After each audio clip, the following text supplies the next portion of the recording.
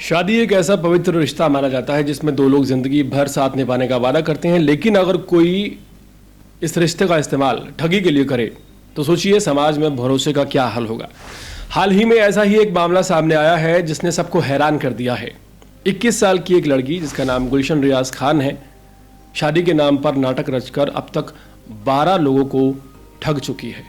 वो अलग अलग नामों और पहचान के साथ देश के अलग अलग हिस्सों में शादियां करती थी और फिर कुछ ही घंटों में नकदी, जेवर और मोबाइल फ़ोन लेकर फरार हो जाती थी। गुलशन ने कभी खुद को काजल बताया, कभी अपना नाम नेहा बताया, कभी सीमा बताया, कभी स्वीटी बनाया और लोगों को फंसाती रही। उसका असली मकसद सिर्फ पैसा और गहनों की ठगी करना था, ना कि किसी से शादी करना या रिश्ता निभाना। हर बार वो और उसके साथी एक ही तरीका अपनाते थे। पहले सोशल मीडिया या शादी करने वाली वेबसाइट, मैट्रिमोनियल साइट्स पर संपर्क किया जाता था, फिर किसी भोले भाले परिवार से रिश्ता तय कर लिया जाता था। जब बात पक्की हो जाती थी तो सेटलमेंट अमाउंट के नाम पर कुछ पैसे लिए जाते थे, जो कि अमाउंट में काफ़ी ज़्यादा होते थे।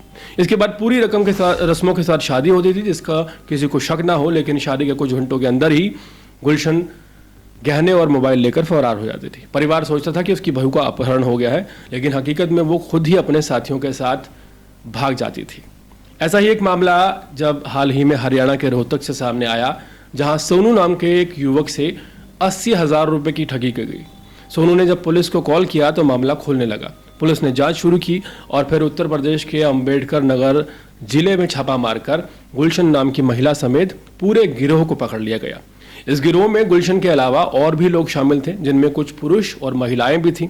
पुलिस ने बताया कि इन सभी ने मिलकर संगठित गैंग बना रखा था, जो सिर्फ शादी के नाम पर लोगों को ठगने का काम किया करता था। सबसे ज्यादा चौंकाने वाली बात यह है कि गुलशन की असली शादी उत्तर प्रदेश के जौनपुर के रियाज खान नाम के एक दर्जी से हुई थी, जो खुद इस गैंग का एक हिस्सा है।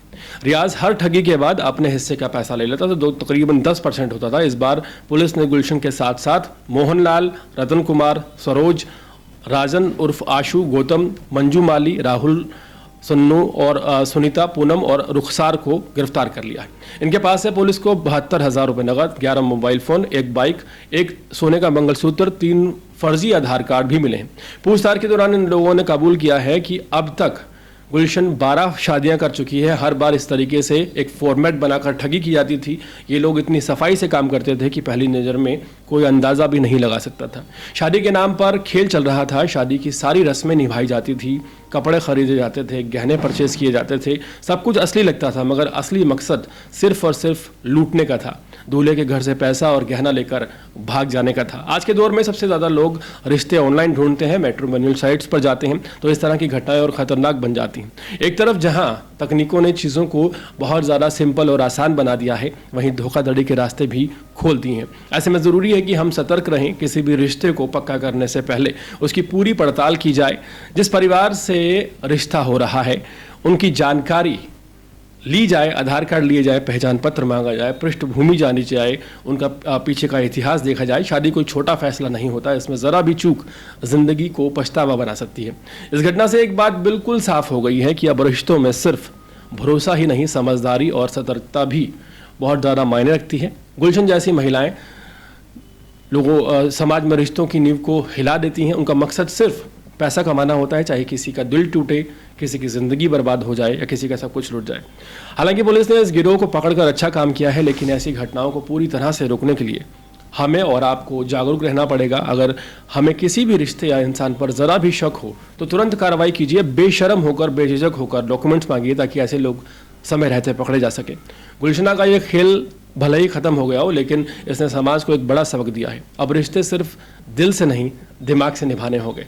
ठग नए नए रूप लेकर सामने आ रहे हैं और हमें उनसे एक कदम आगे रहना होगा। अब वक्त आ चुका है कि अगर आप किसी की एजुकेशन पूछें तो एजुकेशन के साथ उसके डॉक्यूमेंट्स मंगवाएं।